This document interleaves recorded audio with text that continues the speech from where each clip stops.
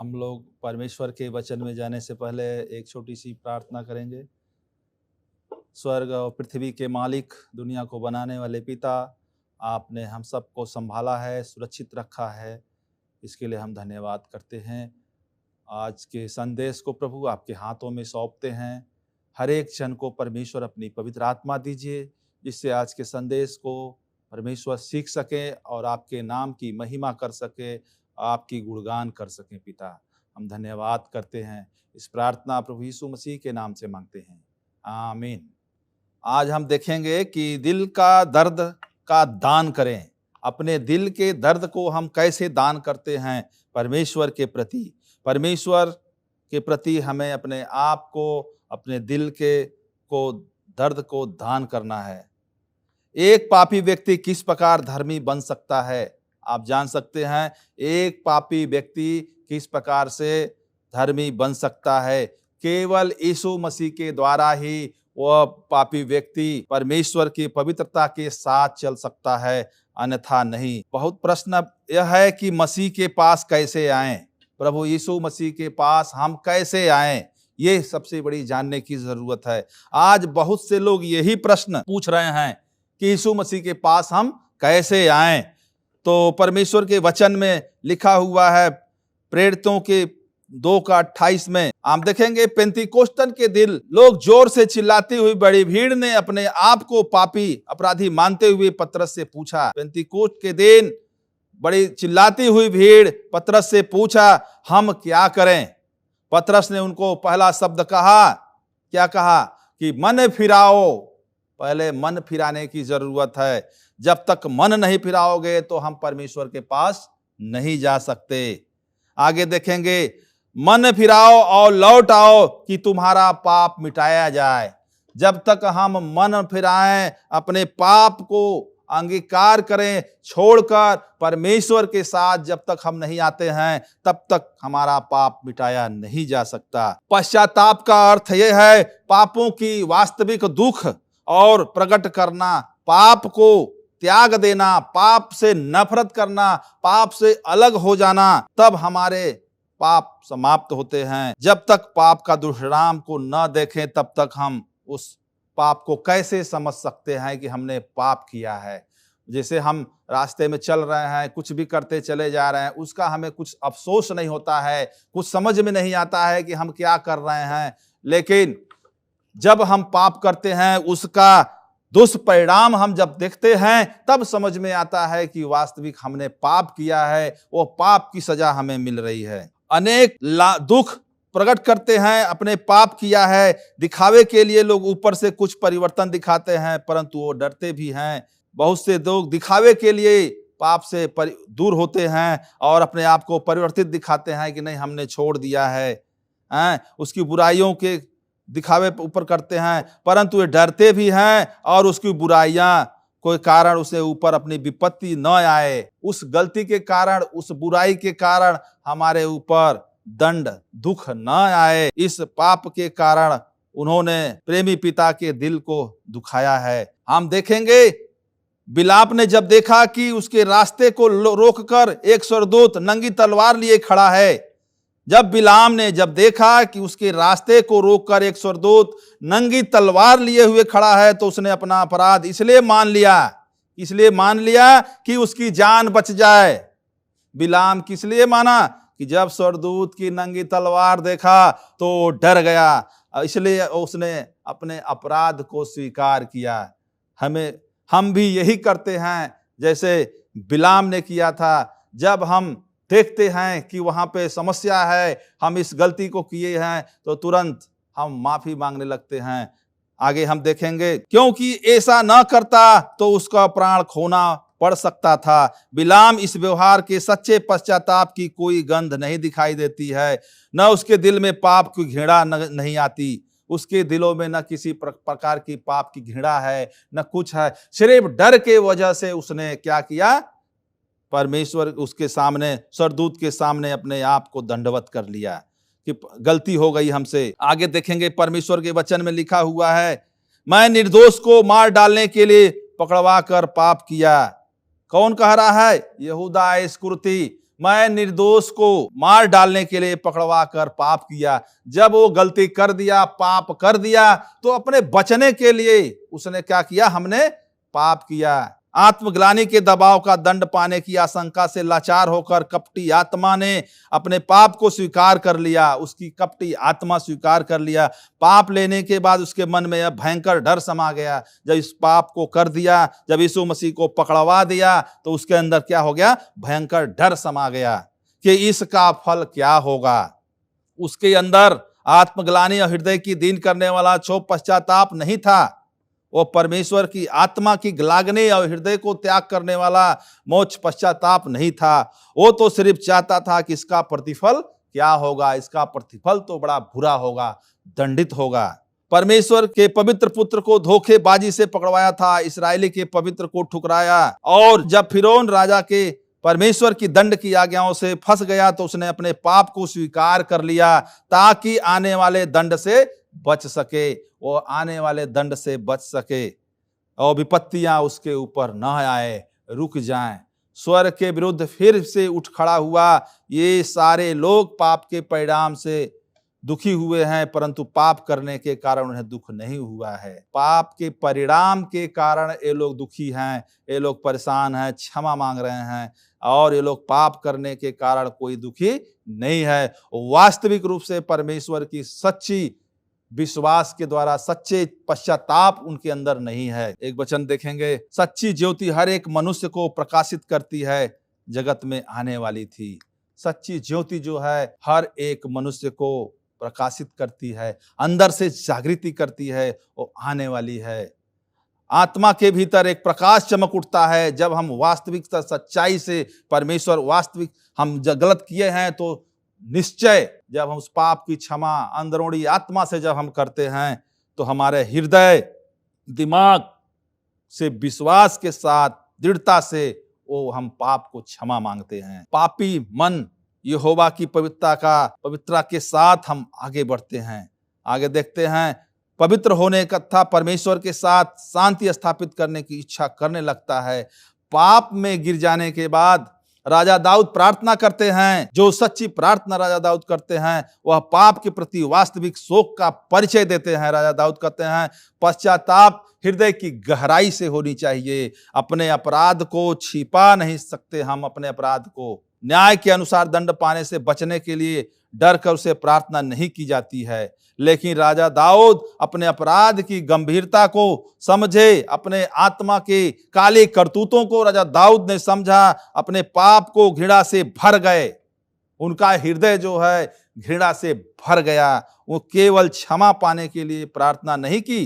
राजा दाऊद जिस तरीके से बिलाम ने स्वर्णदंगी तलवार को देखकर क्षमा मांग रहा था, डर गया कि हमें इसका दंड मिलेगा, उस तरीके से राजा दाऊद नहीं कर रहे थे। राजा दाऊद प्रार्थना की, परंतु हृदय शुद्धिकरण के लिए, अपने हृदय को, पाप तो उन्होंने किया था, लेकिन हृदय को शुद्धिकरण के लिए उन्होंने प्रार्थना की। पवित्र आत्मा पाने के लिए राजा दाऊद व्याकुल हो गए और परमेश्वर के साथ एक रूप और एक मन होने के लिए बिलख पड़े और परमेश्वर की आत्मा की पुकार करने लगे। भजन संहिता 32 का 1 से 2 में लिखा है, क्या ही धन्य है जिसका अपराध क्षमा किया गया। क्या ही धन्य है जिसका अपराध क्षमा किया गया, जिसका पाप ढापा गया हो। क्या ही धन्य है वह मनुष्य जिसके अधर्म का यहोवा लेखा न ले और जिसकी आत्मा में कपट न हो। परमेश्वर का वचन कहता है, क्या ही धन्य है जिसका अपराध क्षमा न किया गया हो और जिसका पाप ढापा न गया हो। क्या ही वह धन्य है मनुष्य जिसका धर्म यहोवा लेखा न ले। परमेश्वर यहोवा ऐसा क्या है कि क्या चीज है जिसके अधर्म को परमेश्वर लेखा जोखा न ले। हर एक लोगों का परमेश्वर लेखा जोखा लेगा। हे परमेश्वर, अपनी करुणा के अनुसार मुझ पर, अपनी दया के अनुसार हमारे अपराधों को मिटा दे। मुझे भली भांति धोकर मेरा अधर्म दूर कर दे और मेरा पाप छुड़ाकर मुझे शुद्ध कर दे। मैं अपने अपराध को जानता हूँ। राजा दाऊद कहते हैं, मैं अपने अपराध को जानता हूँ।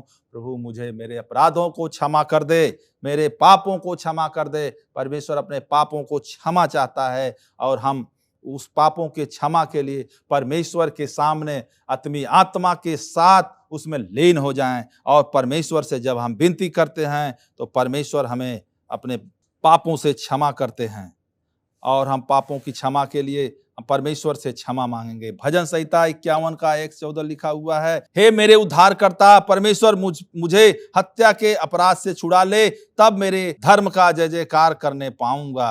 राजा दाऊद कहते हैं, मेरे उद्धारकर्ता परमेश्वर, मुझे हत्या के अपराध से छुड़ा ले। पहले मेरे हत्या जो हमने किया है, जो हमने गलत काम किया है, मेरे अपराधों को छुड़ा ले, तब तेरे धर्म का जय जयकार करूंगा, तेरे राज्य के लिए हम जय जयकार करूंगा, तेरी महिमा करूंगा। परमेश्वर चाहता है हम परमेश्वर के राज्य की महिमा करें और परमेश्वर की इच्छा को पूरा करें। आगे हम देखेंगे, सच्ची बात तो यह है, मसीह के भीतर जो सामर्थ निकलती है, सिस्टर एलेन जी वाइट कहती हैं, सच्ची बात तो यह है, मसीह के भीतर से जो सामर्थ निकलती है वही पश्चाताप करने की प्रेरणा देती है। मसीह के भीतर से जो सामर्थ निकलती है वही हमें सच्ची प्रेरणा देने की सामर्थ देती है। पतरस ने जब इस्राएल लोगों को उपदेश दिया तो उसने सारी बातों को समझा दिया। पतरस 5:31 में लिखा हुआ है, उसी को परमेश्वर ने प्रभु और उद्धारकर्ता ठहराया, अपने दाहिने हाथ पर उच्च कर दिया कि इस्राएली को मन फिराव की शक्ति और पापों की क्षमा प्रदान करे। इस्राएलियों को मन फिराव और पापों की क्षमा का दान प्राप्त करे। परमेश्वर हमें चाहता है हम पूरे मन से, पूरे तन से परमेश्वर के साथ हो जाएं।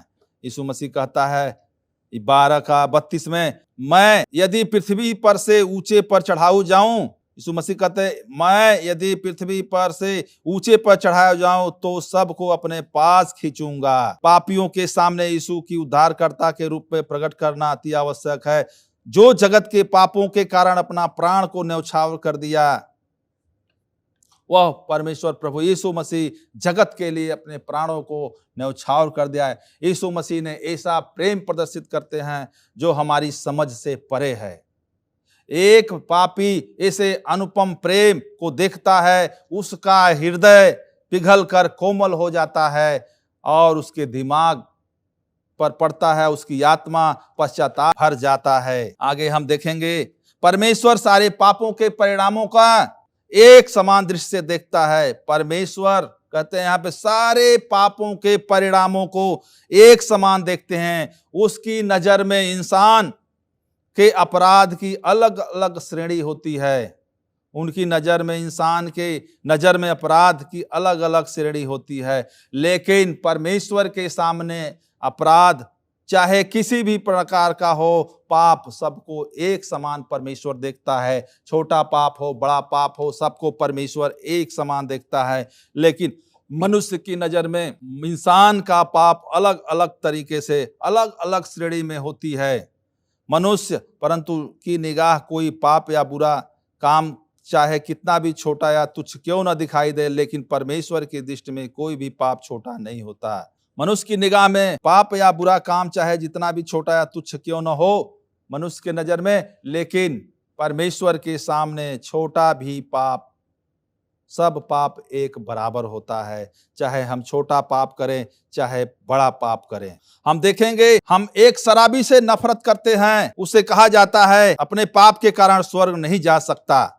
जब हम एक शराबी को देखते हैं तो उससे हम नफरत करते हैं और कहते हैं कि वो स्वर्ग नहीं जा सकता, किंतु घमंड और स्वार्थ और लालच हमारे अंदर विराजमान है, उसकी कोई आवाज नहीं उठाता। परंतु पाप ये ऐसे पाप हैं जिससे परमेश्वर सख्त नफरत करता है। हम जानते हैं, हम शराबी को देखकर उससे घमंड करते हैं, नफरत करते हैं कि उसने पाप किया है, वो ठीक नहीं है। लेकिन परमेश्वर का वचन कहता है, जिसके अंदर घमंड हो, स्वार्थ, लालच, और उसके खिलाफ वो नहीं बोलता है। हमारे अंदर सब कुछ भरा हुआ है, उससे हम नहीं करते हैं। लेकिन परंतु ऐसे पापों से परमेश्वर नफरत करते हैं, क्योंकि ये पाप उसके चरित्र को विपरीत है, उसके चरित्र को बिगाड़ देता है।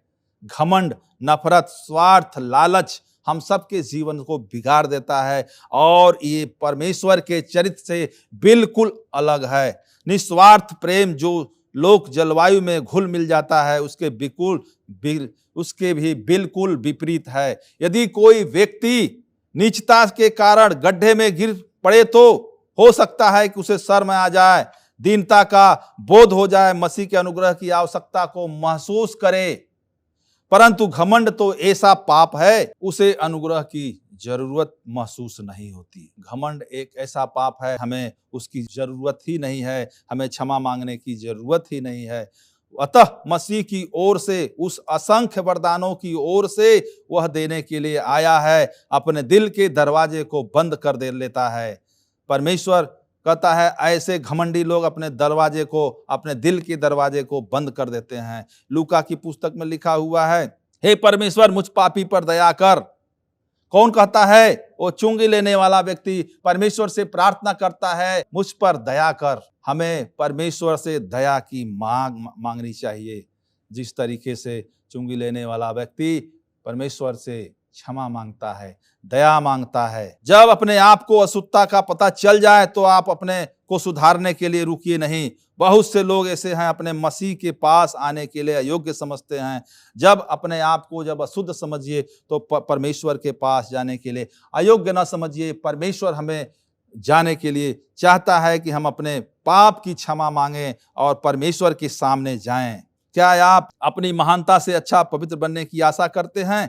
क्या आप चाहते हैं पवित्र बनने की? आप इच्छा रखते हैं? परमेश्वर चाहता है कि आप पवित्र बने, पवित्रता से परमेश्वर में आगे बढ़ें। परमेश्वर चाहता है और आप प्रभु में आगे बढ़ते चले जाएं।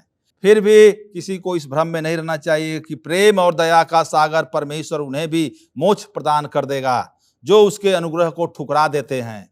पाप की गहराई का मूल्यांकन केवल क्रूस की रोशनी, क्रूस के में ही किया जा सकता है। क्रूस के बलिदान के द्वारा ही पाप की क्षमा का मूल्यांकन किया जाता है, उसे क्षमा की जाती है। परमेश्वर अति दयालु है, वह पापी है, वह पापी को त्याग नहीं सकता। परमेश्वर क्या कर सकता है? दयालु है, पापी को कभी त्याग नहीं सकता। उसे उस कलवरी क्रूस पर नजर डालने की जरूरत है। मनुष्य को बचाने के कोई उपाय नहीं था।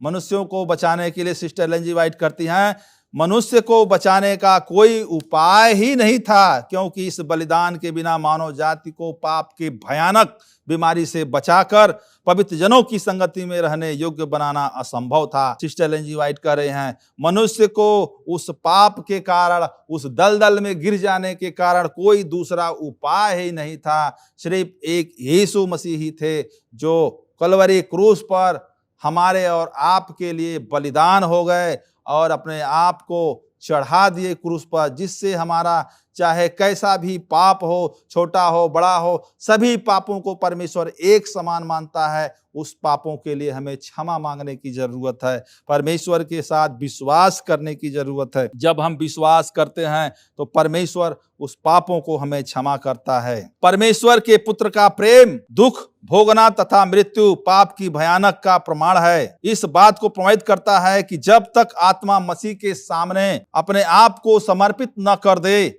तब तक पाप की शक्ति से निकलना न तो कोई रास्ता ही संभव है, न ही अच्छे जीवन की आशा ही की जा सकती है। हमें उस पाप से निकलने के लिए परमेश्वर से क्षमा मांगने की जरूरत है, उस कलवरी क्रूस पर जाने की जरूरत है। हमें विश्वास के साथ जब हम परमेश्वर कलवरी क्रूस पर जाते हैं तो परमेश्वर हमारे पापों को क्षमा करते हैं। आइए हम लोग इस वचन के साथ इसके साथ समाप्त करेंगे और हम प्रार्थना में जाएंगे। परमेश्वर आपके पापों को क्षमा करे। स्वर्ग और पृथ्वी के मालिक, दुनिया को बनाने वाले पिता, हम आपसे विनती करते हैं, सच में परमेश्वर हमारे पापों को, हमारे छोटे छोटे पाप, बड़े पाप, चाहे किसी भी प्रकार के पापों, हमारे पापों को आप क्षमा करें। प्रभु, हम आपके सामने चरणों में आते हैं जिससे परमेश्वर हमारा पाप क्षमा हो सके और आप परमेश्वर आपके कलवरी क्रूस पे बलिदान को परमेश्वर हम आज चाहते हैं परमेश्वर, और हमारे छूइए, हमें पवित्र कीजिए। हम आपके साथ चलना चाहते हैं और हम आप विश्वास के साथ प्रभु हमारे कमियों को दूर कीजिए, हमारी समझ को बढ़ाइए, हमें बुद्धि दीजिए जिससे परमेश्वर हम प्रभु आपके विश्वास में आगे बढ़ सके। हम धन्यवाद करते हैं, आपके नाम की महिमा होने पाए। धन्यवाद। इस प्रार्थना प्रभु यीशु मसीह के नाम से मांगते हैं, आमीन।